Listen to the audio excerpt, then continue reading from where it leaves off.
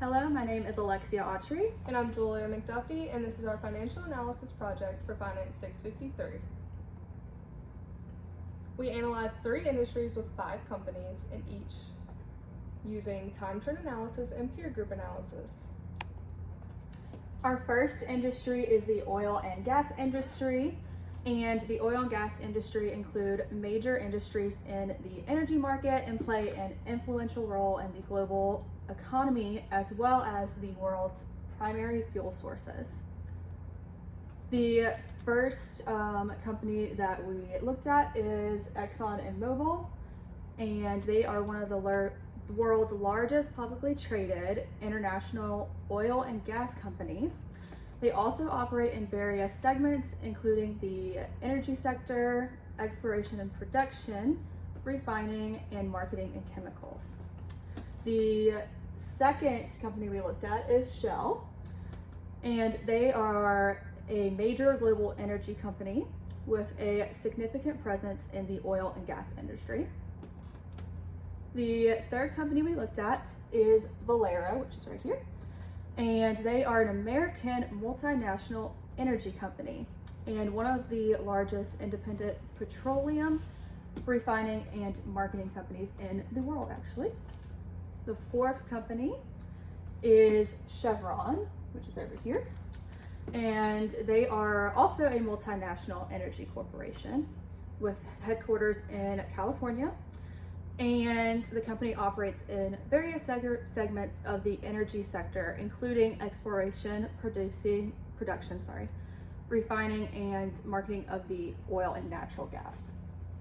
And then finally, our last company is Marathon, which is an American petroleum refining, marketing, and transportation company. And it's actually one of the largest refining companies in the United States, which that's actually pretty cool. And so this is also the company descriptions here that I just went through. So the first ratio we looked at is the short-term solvency ratios, and particularly the current ratio. And we noticed that each company was pretty consistent with these throughout the 5 years that we analyzed. Although in the earlier years, ExxonMobil has a lower current ratio. And in the more recent years, they have generated more current assets to reach short-term obligations. Next, we have the quick ratio. And so like the current ratio, the quick ratio has increased from 2018 to 2022.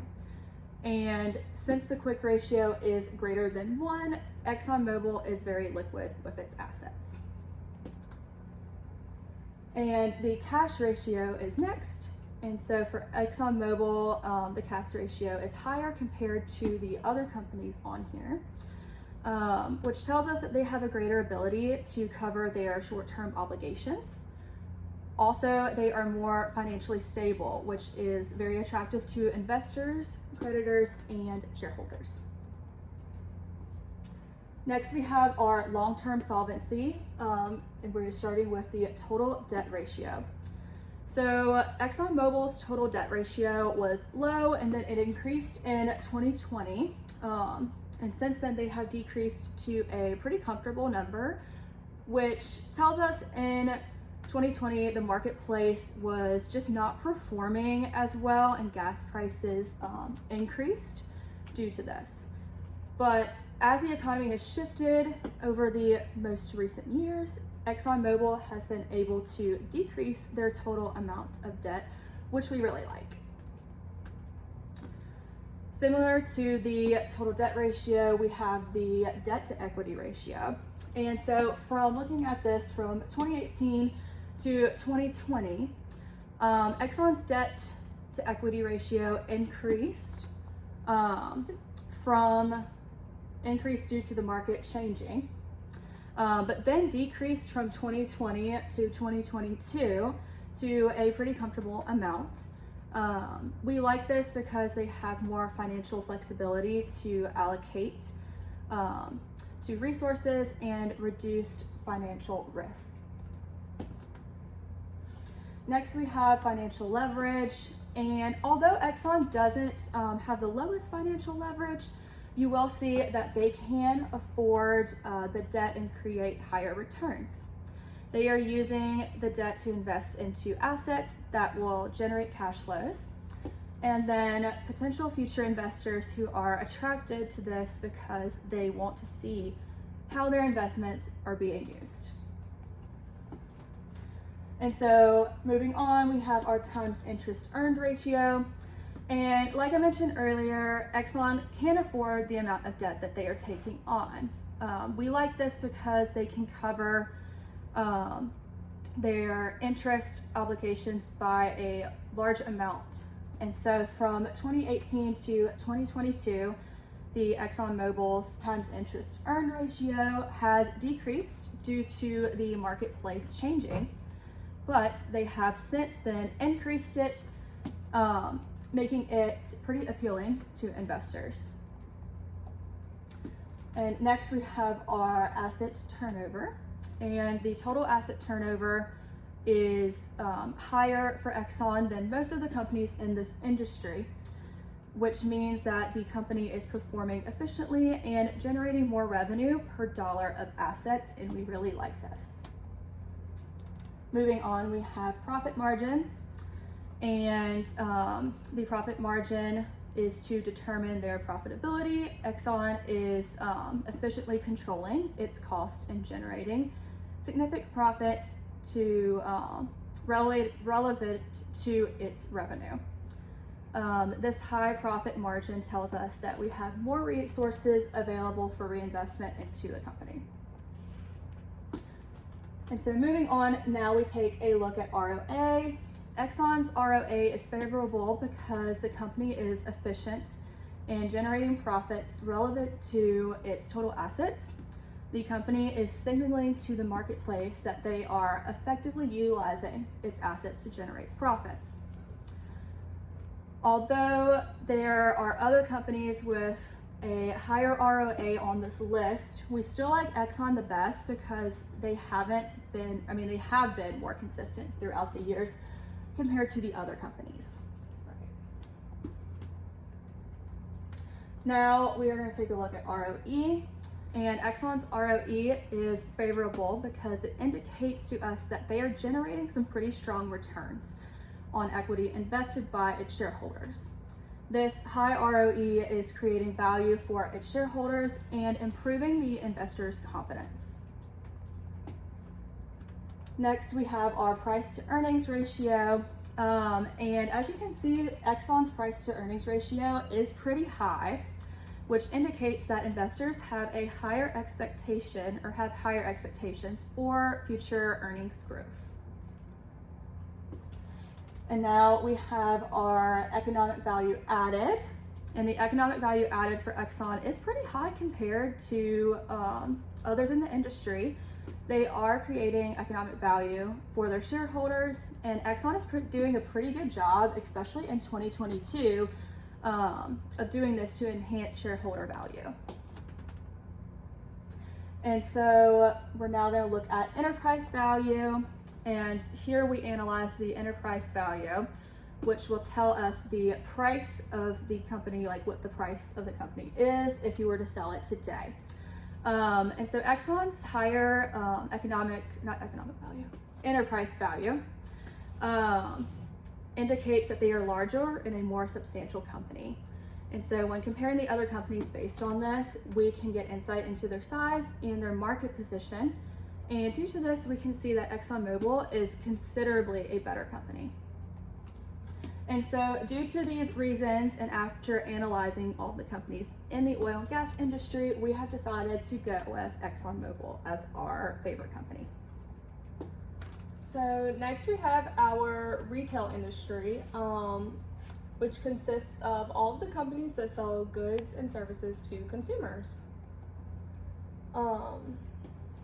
We analyzed Walmart, who is a multinational retail corporation that operates a chain of hypermarkets, discount markets, and grocery stores. We have Target, who is a large retail chain in the United States and is one of the largest discount store retailers in the country. Third, we have Costco Wholesale Corporation, who is a multinational retail corporation that operates a chain of membership-only warehouse clubs. Fourth, we have Dollar General. They offer a wide range of merchandise, including household goods, cleaning supplies, beauty and health products, and more. They are known for their low prices and focus on serving customers in rural and low-income areas. Lastly, we have CVS, who is an American retail and healthcare company. They typically have a pharmacy and a retail grocery store combined. First, we analyzed short-term solvency. So here we have the current ratio, which you can see that they were all pretty consistent over the past 5 years. Costco has a higher current ratio, which tells us they are more solvent and able to meet their short-term obligations. Next, we analyzed the quick ratio. You can see again that each company is consistent throughout the 5 years that we analyzed. So we are indifferent when solely looking at the quick ratio. Then we have our cash ratio. Once again, all companies are pretty consistent. However, Costco does have the highest cash ratio.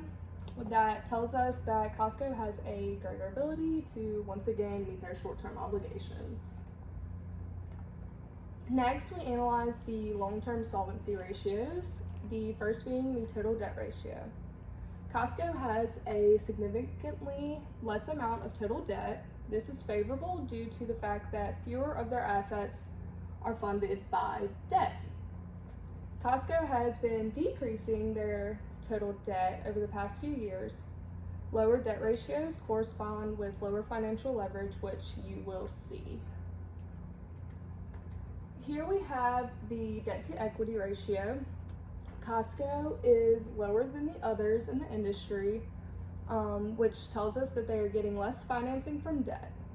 They are not overly reliant on debt financing, which gives them the ability to allocate resources to other investments. Here we have the financial leverage, and like mentioned before, it corresponds to the debt ratios. Here you can see that Costco has been more consistent over the past 5 years. We like this because it reduces their risk and they have enhanced creditworthiness.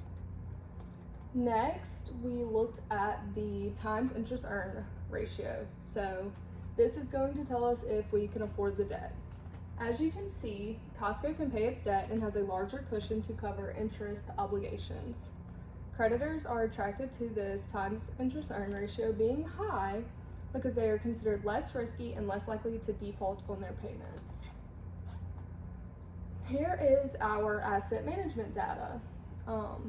We like Costco the best because they are turning over assets way more than the 4 other companies. Next, we analyze the company's profitability. When looking at the profit margin, you can see that Dollar General and Target are generating higher profits than Costco, but they had to take on more financial leverage and debt, so we still like Costco the best. Next, we have our ROA. The return on assets for Costco is higher. They have been increasing their returns over the past 5 years compared to the other 4 companies. Here we have our return on equity. You can see that Dollar General and Target are once again higher. However, we still like Costco the best because they did not take on as much debt and are still generating strong returns on equity invested by the shareholders. Next, we analyzed the price earnings ratio. As you can see, Costco's is significantly higher than the other 4 companies. We like this because investors are confident in the company's ability to generate earnings. We have the economic value added data. Although Costco does not have the highest, we do not want to rule them out as our favorite performing company because they are positive in other areas. However, their EVA is still positive, which suggests to us that they're creating value for their shareholders. Here we have our enterprise value. Costco has continued to grow over the past 5 years that we analyzed. They are not as large as their competitor Walmart, but they're definitely not undervalued. And so after analyzing all of those ratios, we decided that Costco is our favorite.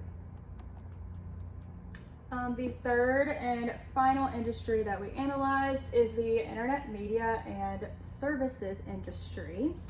And the internet media and service industry is any form of media that uses electronic devices for distribution. And so this form of media can be created, viewed, modified, and even distributed via electronic devices. So the first company that we analyzed here is Amazon, and Amazon is an American multinational internet-based business that focuses on e-commerce, online advertising, digital streaming, and artificial intelligence.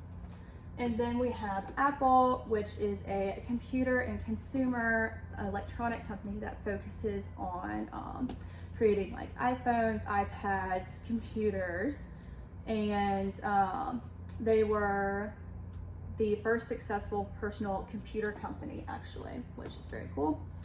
Next we have Meta Platforms, and Meta Platforms operates as a social technology company, so a social media company. And the company builds applications and technologies to help people connect and find communities through social media. Next we have Netflix, and Netflix is actually a subscription-based streaming service that allows members to watch TV shows and movies through an internet-connected device.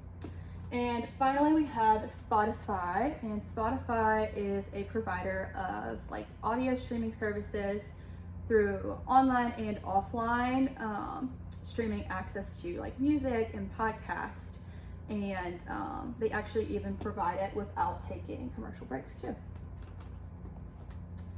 And so for the current ratio for this, as you can see here,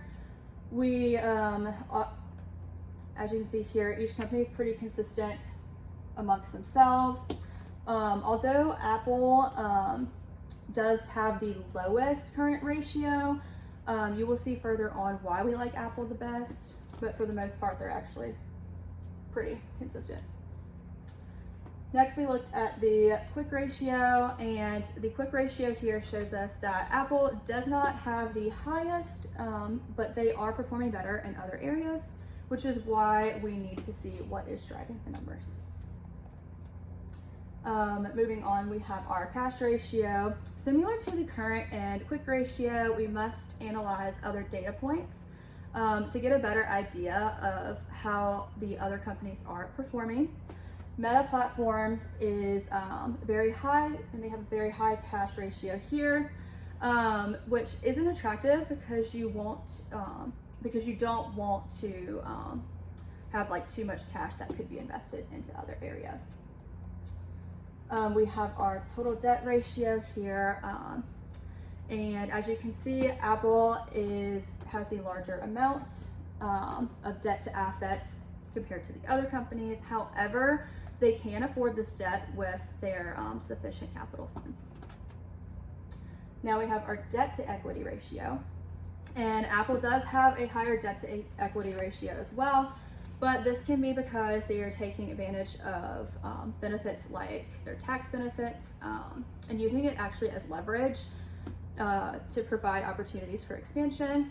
And as we all know, Apple is continuously growing and creating new innovative products. Now we have financial leverage, and as mentioned, financial leverage is higher for Apple than the other companies. This gives the company the potential to magnify on returns on equity and enhance shareholder returns in favorable economic conditions. So Apple must be generating significant operating income to cover their interest expense, which you will see that it does so. And so here we have our times interest earned ratio. As you can see, Apple can afford their debts, and they are covering their interest expenses significantly. This large times interest earned ratio reduces the risk of financial distress and increases their creditworthiness. We have asset turnover here, and over the past 5 years, Apple has increased their turnover, and which means that they are effectively using their assets to generate sales and produce more revenue. Now we have our profit margin, and the profit margin for Apple is considerably higher than the other companies. We like this because they have a good competitive advantage due to the higher perceived value and lower production cost. ROA, and as you can see, the ROA for Apple has increased over the last 5 years. This is favorable because they are considered financially healthy and they are generating substantial earnings without requiring a significant amount of assets. Moving on, we have ROE, and obviously the ROE for Apple stands out. This is linked to the company having higher financial leverage and debt. They are magnifying their returns. And even though this also does magnify risk, Apple is doing a good job of generating operating profits to withstand the large amount of debt that they're taking on. We have our price earnings ratio.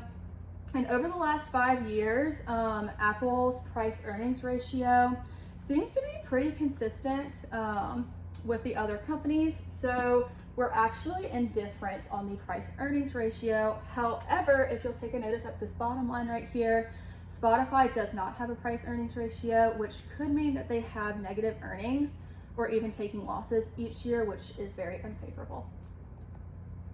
We have our economic value added. And so Apple has been pretty consistent in increasing over the last 5 years and is considerably higher than the other 4 companies. So we like this because Apple is generating economic profit and also creating value for its shareholders. And then lastly, we have the enterprise value. As you can see, Apple has a way larger enterprise value than the other companies. And so over the past 5 years, they have continued to grow, and they are currently dominating the internet media industry. And so due to these reasons, we like Apple the best for the internet media and services industry. So after analyzing all 3 industries and selecting our favorites of the industry, so Exxon, Costco, and Apple, we have chosen Exxon as our overall best. They are more consistent over the past 5 years. They're generating enough cash flow to pay their debts. They are generating high returns that continue to increase. Exxon has also created shareholder value, and they're not taking on a whole lot of risk. And overall, they're just a good, profitable company that's got it down. They've got it figured out. So thank you so much for listening to our presentation. Thank you.